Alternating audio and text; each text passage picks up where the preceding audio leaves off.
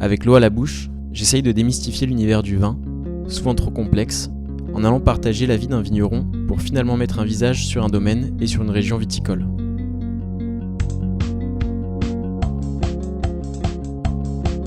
Durant mon séjour chez Cédric, le chef triplement étoilé Arnaud Lallemand a accepté de me recevoir dans son établissement, l'Assiette Champenoise, élu en décembre 2021 troisième meilleur restaurant au monde. En sublimant les produits de sa Champagne natale, je m'adresse à un digne représentant de sa région. Qu'est-ce qui marque votre attachement au climat et à la gastronomie champenoise ? Le champagne, ça va être le point de convergence, c'est le champagne et la Champagne. J'adore ma région parce que je fais ma cuisine en fonction des cuvées de champagne, en fonction des terroirs champenois, en fonction des cépages champenois et tout. Et pour moi, le point central entre ma cuisine et ma région, ça reste le et la Champagne.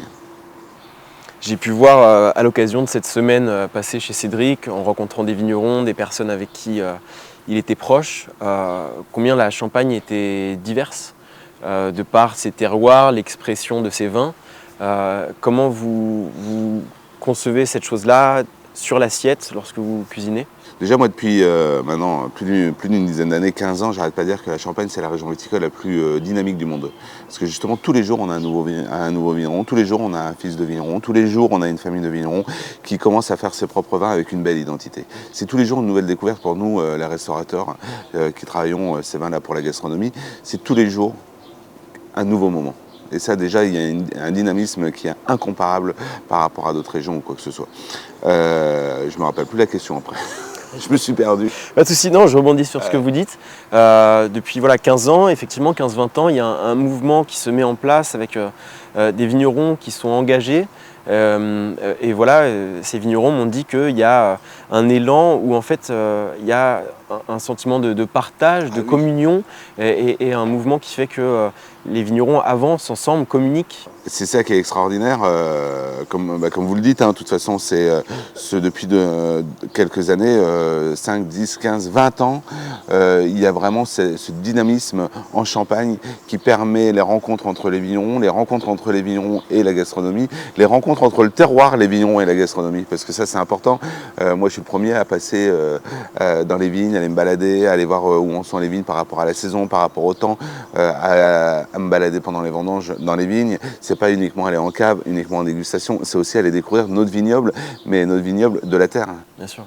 Et ce côté terre primaire, l'essence même du produit une fois finalisé, qu'on déguste, c'est quelque chose auquel vous attachez aussi beaucoup d'importance. Je crois savoir que vous avez un potager, le respect du produit, l'idée de dire que finalement, lorsqu'on déguste un produit, il y a toute cette origine, il y a un travail d'homme. Ah oui, c'est en plus.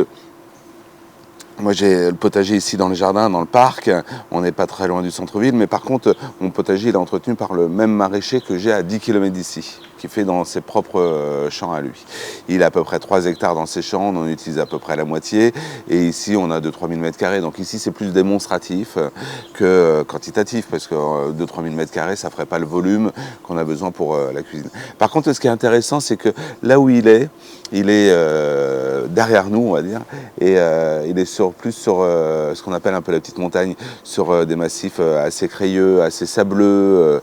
Donc on a cette acidité, cette iode et ce côté marin dans les légumes comme on a sur les raisins de ce côté-là. Vous prenez des meuniers de ce côté-là et tout, ils sont hyper salins et tout. Et dans les légumes, on retrouve cette salinité parce qu'on est dans la même terre de toute façon. Donc c'est ça que je trouve assez extraordinaire. En plus, c'est d'arriver à travailler des légumes qui viennent faire ressortir l'acidité ou voire les amertumes au même titre que les raisins, parce qu'on cultive sur le même terroir et dans la même terre. Donc c'est assez extraordinaire. Et de la même façon, parce que vous savez que la vigne, elle n'est pas arrosée, la vigne, elle est de moins en moins traitée, donc de moins en moins nourrie.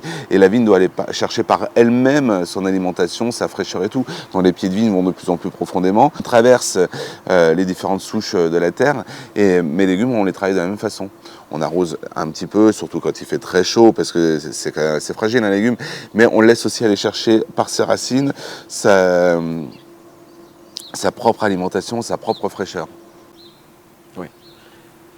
Il y a un rapprochement qu'on peut faire forcément entre le vin et les légumes, les autres produits qui dessert la gastronomie, c'est de dire que, voilà, j'ai eu cet échange avec Cédric, qui disait que lui, il essayait de faire des vins depuis maintenant des années. Il avait pris un peu cette démarche de faire des vins sans masque. C'est-à-dire que il s'est meunier, en fait, il essaye d'en ressortir vraiment l'essence même de la typicité de ses sols, du meunier, de Cuil, en fait, tout cet écosystème dans lequel il vit. Il y a un produit finalement sur lequel on marque un attachement. Est-ce que vous, dans votre cuisine, l'idée c'est de mettre en valeur ce produit? Ah oui, évidemment. En plus, par exemple, avec le meunier, vous avez des produits comme la langoustine royale de Bretagne qui sont des 2 pièces au kilo. Donc elles font un peu plus de 2 pièces au kilo. Elles font à peu près 440 grammes. Et là, c'est un produit, mais il ne faut pas le travailler. Il faut le garder de nature, il faut le respecter, il faut le garder le plus pur possible pour en faire vraiment un plat sur le produit. Donc c'est vraiment l'exemple même de ce que Cédric te raconte sur les meuniers, où on est vraiment axé sur le produit. Et ça, c'est super important. Surtout que le meunier, en plus, a fait partie des cépages où pendant des années, il a toujours fait partie intégrante de la Champagne, en grand volume en plus, mais il y a encore 20 ans de ça, on ne mettait pas forcément en avant, on mettait toujours le chardonnay en avant. Et le pinot noir en avant, mais le meunier on le mettait moins en avant, qu'aujourd'hui on peut vraiment le mettre en avant. Il y a un travail de fait sur le meunier qui est juste exceptionnel, avec des vignerons comme Cédric qui nous font des choses de malade, donc il faut en profiter. Le fait d'avancer, comme voilà, notre premier échange au début de la discussion, c'était ce mouvement des vignerons qui tentent, etc. Vous avez accès en tant que chef, que dégustateur, que personne qui apprécie la gastronomie, les bonnes choses, à de nouveaux produits. Et du coup, ça vous permet d'avoir un éventail qui est de plus en plus large, peut-être, lorsque vous réalisez des associations mets-vins. À la carte, on a 1000 références de champagne, 1000 ou 1100 références de champagne. Donc déjà, c'est énorme. Et plus il y en aura, plus je serai heureux. Parce qu'on pourra faire des accords de plus en plus pointus, vraiment tendus. Et c'est, encore une fois, c'est le côté extraordinaire de la Champagne. Donc oui, on aime découvrir des nouveaux encore tous les jours.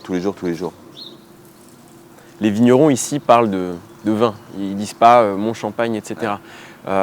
Pourtant le champagne, sa caractéristique, c'est que c'est un effervescent, c'est sa bulle.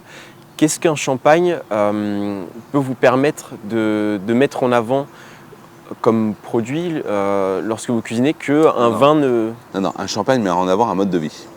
Ça, c'est déjà une évidence.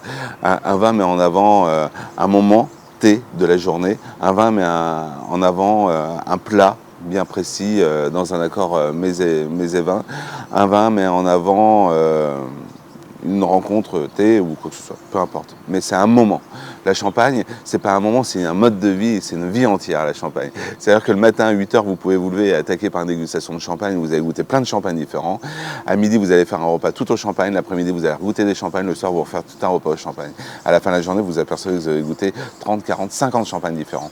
Mais à la fin de la journée, vous vous sentez toujours bien. Donc c'est un mode de vie. La Champagne, c'est matin, midi et soir, entrée, plat, dessert, crustacés, coquillages, poissons, viande, gibier, c'est tout. Voilà, la Champagne, c'est ça. C'est le gros avantage de la Champagne, c'est qu'aujourd'hui, en plus, avec l'identité de chaque champagne dans chaque vigneron, on arrive à faire une multitude de choix pour passer la journée.